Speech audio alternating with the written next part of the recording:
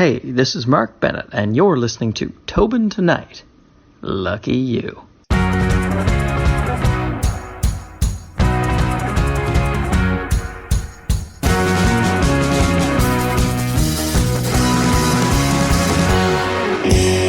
Tell us how you got into comedy. I got into comedy because I was always I like to think I was a funny kid. Well, put it this way. I used to make people laugh.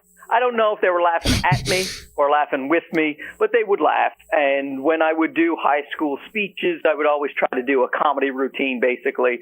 And by the time I was, 13 years old, everybody around me was saying, so you want to be a stand-up comedian when you get older? And I would say, yes, that's what I want to do. It was never a question. I'm not one of those guys who found it later. I just wanted to do it since I found out what stand-up comedy was. I watch TV, you see, Just for Laughs, or you see A&E's Evening at the Improv or Caroline's Comedy Hour. They had a lot of comedy on TV when I was in my early teens, and I loved it. And I just said, this is what I need to do. It has never really changed. And I don't know why. It's not a great job. It's a dumb thing to get into, but for whatever reason, I keep doing it. The story that Sean told me one time is that when you were doing speeches, I think it was at Knights of Columbus, St. John's. Oh, yeah. You went up and Tony Duffney, who was the teacher at the time, said to you, like, okay, are you ready? Do you have a speech prepared? And you basically said, I'm just going to go out there and do jokes. And he kind of said, all right, do what you got to do. I don't know where you placed, but apparently at the end of it, people were coming up and saying, like, oh, good job. You did your best. And kind of Duffney kind of did the whole classic, kind of came over to you and kind of just shrugged his shoulders and said something like, should have did a speech. And my brother kind of makes the joke of you're basically saying, like, thanks for that. Like, did my best. Yeah. And yeah. Tony Duffney, fantastic teacher, loved by many students, including myself. But Tony Duffney he knew what the public speaking judges want. So we're talking about like a provincial final. So I won the speak off in our school. Then I won the next version, which was like the regionals. Now we're at the big provincial final. So all the best speakers, according to teachers across Newfoundland, getting together to do some speech at some Lions Club or something. I can't remember. And he was of the opinion that I needed a different speech because my speech was just jokes, just a funny speech. And he was saying, you need a more dramatic speech. You need something more hard hitting because these people, they don't want to hear comedy. And I said, well, look, I'm just going to do the thing that I want to do, and that is all. And he was right. Like, they hated me. It was the first time I ever bombed. I had not yet started comedy, but I already bombed because it was dead silence the whole time. And I remember I hated it so much because there were 3 or 4 people. Your brother was one of them. They came to actually watch it to support me. And they had seen the speech do very well, and everybody laughed, so they thought, oh, this is going to be great. And it was just death. And then Tony Duffney came up afterwards, and he couldn't help himself. He just said, I told you so. And I was like, yeah. Thanks for that, Tony. But the thing is, he was right. But it's not like I thought he was wrong. I knew he'd be right the whole time. I did expect, however, to get some laughs. I was a little irritated that they were all so stuffy that they couldn't. And then people kept coming up to me after the speech was over, and they were like, oh, I thought it was really funny. I wanted to laugh, but no one else was laughing. I'm like, oh, thanks. That helps a lot, you idiots. Yeah. But anyway, yeah, that is the story that you're talking about. I think the big impression to me that I always remember is we went up, me and my brother, to go watch the SummerSlam. We went to the Hockey Hall of Fame. We did all those kind of sightseeing things. And there was a thing in the Hockey Hall of Fame that you could do the Canadian Henderson goal, and you could be the broadcaster. And you took it in a totally different direction. You decided to be a Russian broadcaster, doing it as Canada scores how deflated Russia was. And I remember you like tossed paper in the air.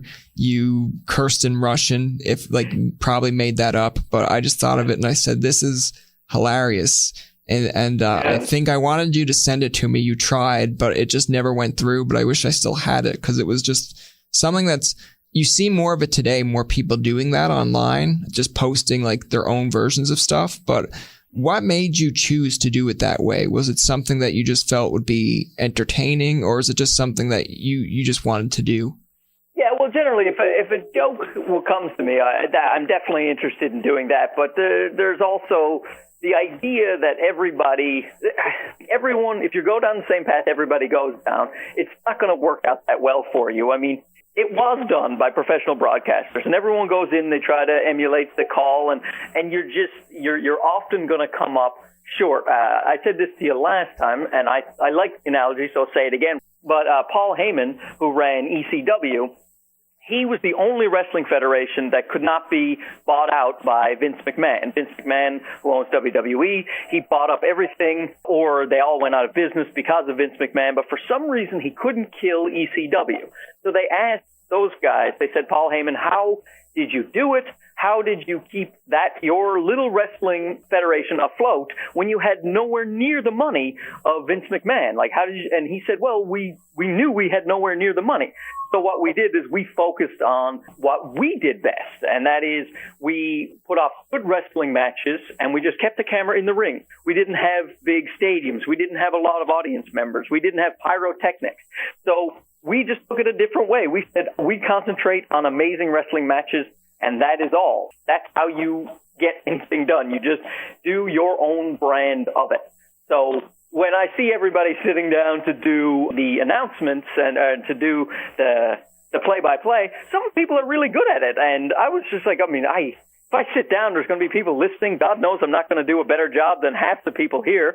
So why not try to be funny? And it just hit me that everyone goes there and they're excited about the goal, but there's a whole other country who's very upset about that goal, and I thought it would be funny if you're just, oh no. Like, I do wish I had that recording too, because that was a really funny thing. I like that. Even years later, I look at it and someone will say, like, what makes you, because even when I'm doing broadcasting, someone will say, why did you come up with that line, or why did you go that way? Because I had a teacher at Loyalist that absolutely hated and despised it when you kind of broke seriousness and used jokes to go to segues between breaks at a basketball game or a hockey broadcast. And that just kind of struck my mind. I was just like, that made me laugh, and it was entertaining. And I was like, if I'm doing a broadcast, I don't want to be always known as someone being serious. So yeah, and that's the thing, right? You can't worry about the negatives. There's always, if you're doing something right, there's always going to be people who don't like you. I mean, you do have to know who you are as a person. Like Bob Cole never makes jokes. He just has a great announcing voice, and that's how he goes. He's old school, and he does it like that, and he's one of the best of all time.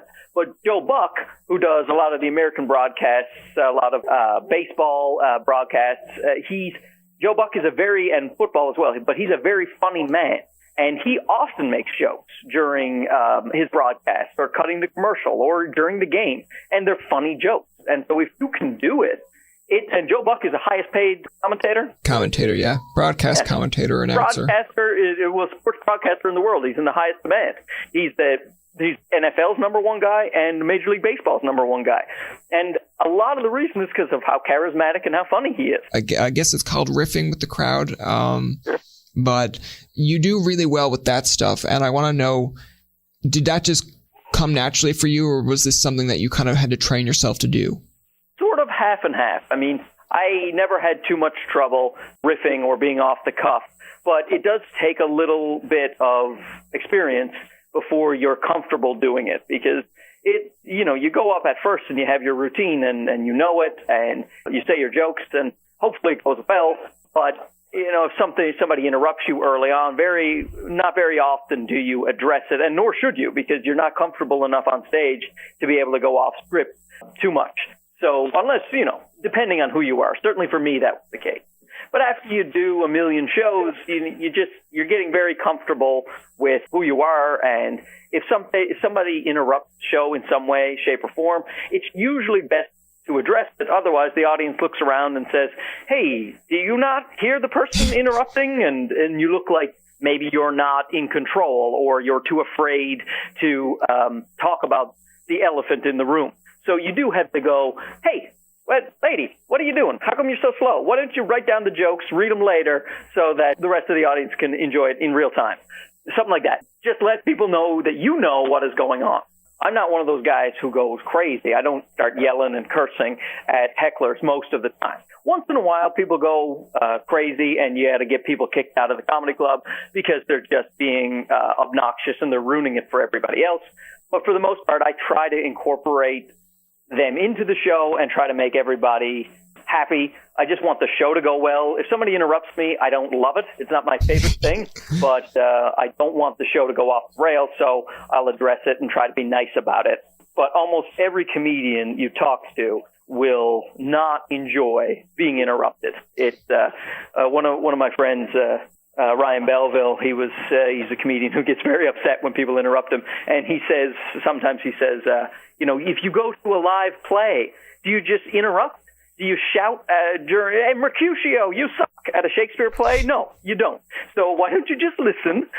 But the people think that comedy is a little more interactive, and they're sort of right. I mean, there is, that's one of the appealing aspects, is the live feel to a comedy show, and the fact that you can interact with people. And a lot of times, like, I'll ask the audience a question or two, or, sometimes you want to get their opinion on something before you move on with the joke. And there is that nice element to it, but when it goes off the rails, nobody's happy. Comedians generally, after a show, they'll be fuming if somebody has been interrupting them a lot. And then even if the show goes well, the comedian's still not happy about it. A lot of people make that mistake. They think, a heckler interrupted a bunch of times, but the comedian handled it so great, and he must be so happy. It's like, no, he wanted to do his routine. He had to deal with that idiot, and sure, he made it funny because he's a funny guy. But he didn't come to the comedy club to deal with some doofus in the front row who won't shut up because he's had too much to drink. It's one of the reasons we all like doing theater. Nobody interrupts when you go do a theater comedy show. Well, you won't see Louis C.K. in the comedy clubs too often. When he's taping a special, it's going to be in a theater because people can't yell out. I did my first stand-up at a Pancake House, and you kind of told me I should have went for an Absolute or Yuck Yucks, because at an Absolute or Yuck Yucks, they're paying to see you. Even if it's at an amateur night, they know what they're coming in for. We're at a Pancake House, they're coming for the pancakes, and you might be well received, or you might be a distraction because that's not what they came in here for. I never really understand. Well, I do understand it. I know what people want to go to an open mic room that's a smaller room. They figure it's less people, it's less pressure. But the way I always looked at it is what you want to do is give yourself the best opportunity to do well. This is actually something your older brother Sean, I told him years ago, and he always quotes it, is that he would ask me about those high school speeches, and the one where I did terribly. I still did the routine exactly the way I wanted to, with full energy, and it didn't look like I was bombing. It looked like I was happy to be there. And then people afterwards were like, well, yeah, you performed very well. And Sean, your brother, asked, how could you do that? How did you just keep performing like it was going great? And I said, because that gives you the best shot of doing well. You can't, if you set up a situation where you've shot yourself in the foot, then, that's not helpful. So if you're going to an open mic that it's a poor setup, there's only a few people there, it's at a Pancake House, people are like, can you pass the syrup? Why is that guy yelling into a microphone? You're just not giving yourself a real shot to see if you can do comedy. If you go to a comedy club, you stand up on a professional stage. There's an audience who paid tickets. They're walking in because I'm going to sit here and someone's going to stand up and do some comedy, and then at least you get to see if your jokes work or not. Like I've been doing this for 15 years, and if I go to the Pancake House, I know very well that there's like a 80% chance I'm going to do terribly, because most times you do terribly at open mic rooms. You're only there to work out new material, because you're not there to get a great response, or you're not there for the audience. You're just there to work out some new crap. When you want to do real shows, you want real audiences. So I always recommend when people say, I want to try comedy for the first time. What should I do? I always say sign up for an amateur night at a comedy club if there is one available to you. If you can get to a comedy club, go do their amateur night. You'll get a much better idea of what it's like to do stand-up, and you'll get a much better idea of whether or not your jokes actually work. Like, you can go to the Pancake House and maybe you're killing at the Pancake House. So you're talking about batter and Aunt Jemima and who knows what, and everybody's going, look at this guy. He's amazing at the Pancake House. And then you go to a comedy club and you start doing your Aunt Jemima bits, and people are like, what are you talking about? There are no pancakes here. So you were only good in that room. So even if you did well, it's not necessarily an indication that your comedy is universal and it's going to appeal to a broad audience. So open mic rooms, a lot of people love them. I find them a bit of a necessary evil. Like, I don't love performing at small open mic venues. I don't feel that comfortable there because of all the stuff I just said.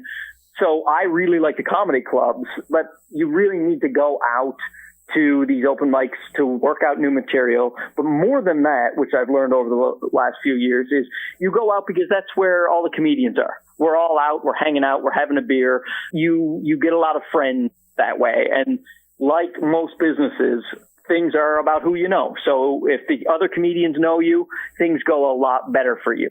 So that's why you, who were trying comedy for the first time, you don't know necessarily that this is a bad environment to do your jokes. And I recommend what I said, which is go to an amateur night, sign up at a comedy club, because that's your only real way to gauge whether or not you're writing good comedy. Like most stand-up comedians, and not everybody knows this, but most stand-up comedians are not improv artists. They don't get up and just go off the cuff. They have a very carefully planned routine. Jerry Seinfeld is famous for saying, it's funny if I tilt my head this way, but it's not funny if I tilt my head this way. He's that scientific about it. He thinks that every gesture he makes with his hand makes a difference to the joke. And he's probably right. So there are a couple of people who will do much more improv-y jokes, but even those people have a very good structure of what they want to say, and they just improv in the middle of the joke a little bit. And here's a good example. You mentioned Louis C.K. is one of your favorites. He is one of mine as well. And I got tickets to a Louis C.K. show, and I was sort of in the back row of the theater, so they weren't great tickets. And then he released new tickets. So for his late show, he added a late show at the theater. So I bought tickets there and I got into the front row. So I figured I'd just sell the back row tickets that I got the day before. But I'm just too lazy to do anything. So I decided, screw it. I'm going to watch the two shows back to back. I'll watch Louis C.K. at 7, then I'll watch Louis C.K. at 9. And I did. And I watched the two shows together, and he did the exact same material with the exact same gestures. Every little thing was 100% the same. And not everybody would figure that. A lot of people would think, oh, he's probably fools around, jokes around a little bit. No, it was all exactly the same, because Louis knows when it's time to perform a professional set. Like Louis will fool around a lot at the Pancake House. He'll fool around a lot at open mics. He'll try to figure out his material. But once he figures it out, and he's ready to shoot a DVD, or he's ready to perform at a theater or a stadium, he knows exactly what he's going to say. And that is almost the only way to do stand-up really, really well. The other thing I want to mention too as well is I Said Shut Up. That is the name of your podcast. Why that name? I mean, you could have came up with something of, Intro to Comedy or Mark Bennett Speaks Comedy, but no, you said I Said Shut Up. Yeah. Now, here's the reason there, Brian. Here's the reason. The reason is that I, much like Louis C.K., I don't want to be pigeonholed into any particular thing. Like with the podcast, it's free. And the best part about a podcast is that it's free, because you can do whatever you want to do. And if people don't like it, then, they can not listen, or they can listen. It's up to them. It's totally free. So, I didn't want to make it something where I had restrictions on myself. Sure, I like talking about comedy. I'm a comedian. I'm going to talk about, here's the thing. I like talking about myself, as your listeners are painfully aware. And I wanted the podcast to be me being able to talk about whatever I wanted to. And I didn't want to give people a false sense of, I'm only interested in hearing about how to do stand-up comedy. And now this guy he's talking about his breakfast. Why is he doing that? And the I said shut up is just because it's me. I'm by myself. So the I said shut up is an allusion to the fact that there's nobody else there talking to interrupt me. So I just get to rant for about 45 minutes on my own. I've had 2 guests on the podcast so far out of 17 episodes. It's just been by coincidence. I wanted it to be something where I can record it on my own once or twice a week and just do it until I'm dead, because I enjoy the whole aspect of podcasting, and I enjoy the freedom of it. And I love Bill Burr. His podcast is my favorite podcast, and that's why I modeled mine after him, because Mark Maron has a great podcast and Pete Holmes has a great podcast, but they have guests on. And as Bill Burr said one day on an interview, that's like work. Now I've got to schedule guests. People have to come in. I have to edit the thing. I have to put it up, because I do stand-up comedy. I don't like to work. And that's exactly the point. So if I were to make it intro to comedy or comedy 101, now I've got to come up with tips and tricks and themes, whereas I just want to talk for 45 minutes and be as funny as I can be, talk about my baby or my wife or my life or the stand-up gig I just did. I just turn on a microphone. I literally just turn it on, and then I just start talking, and I don't even know where I'm going to go for 45 minutes. And that's it. I talk, and that's so much easier to me. But that being said, it's much harder for me to gain a following. It's much harder for me to get people to tune into what I'm doing. People will go, "Hey, Brian's got Peter Manfridge? Oh, yeah, I'll tune in to hear what that," and your followers can increase so much more. And it can be a really interesting thing. God knows I'd love to have some guests, like if I could talk to Wayne Gretzky for 45 minutes, that'd be great. I can't get Wayne Gretzky on my podcast unless he wants to come sit in my car with me and record my 45-minute rant. Wayne Gretzky is in the passenger seat listening to me talk for 45 minutes. Not going to work. Yeah, pros and cons, but here's the thing. I always choose the lazy route. Whatever one was easier, that's the one I'm going to do. What do you prefer doing most? Do you prefer the video aspect of things? Do you prefer the podcast, and why? I would say, it's all different. Stand-up is the only thing. If I had to do only one thing, it's got to be stand-up. I like doing video. It creates it's interesting. I love using gear. I love using gadgets, and I like the idea of doing video. The problem with video is it's very difficult to make things look extremely professional. So video is a little frustrating in that I want everything to look like a Coen Brothers movie, but that's impossible unless you have $60 billion. Whereas a podcast, it's so easy. What I love the most about the podcast is it's so free and so easy. I get a microphone, a dynamic microphone plugged into my Zoom recorder, and then I have what sounds like radio quality podcast that I can put up every day if I feel like it. It's nothing. There's nothing. I just press one button, and then I upload it to my WordPress account, and then it goes to iTunes, it goes to SoundCloud, it goes to wherever, and anybody's free to get it. So I love how easy the podcast is. Podcast is my favorite thing to do because it's so easy and there's no pressure. That's going to do it for this episode of Tobin Tonight. Our thanks to Mark Bennett for coming on the show. Remember, you can find past, present, and future episodes on TobinTonight.com, Spotify, and iTunes. Follow us on Twitter, like us on Facebook, and leave a comment or two. For Tobin and myself, this is Jacob saying, why put it off until tomorrow what could be done today? Easy, because tomorrow's looking ahead, and I like to look ahead, not in the present. The future just always seems brighter. Thanks for listening, and good night.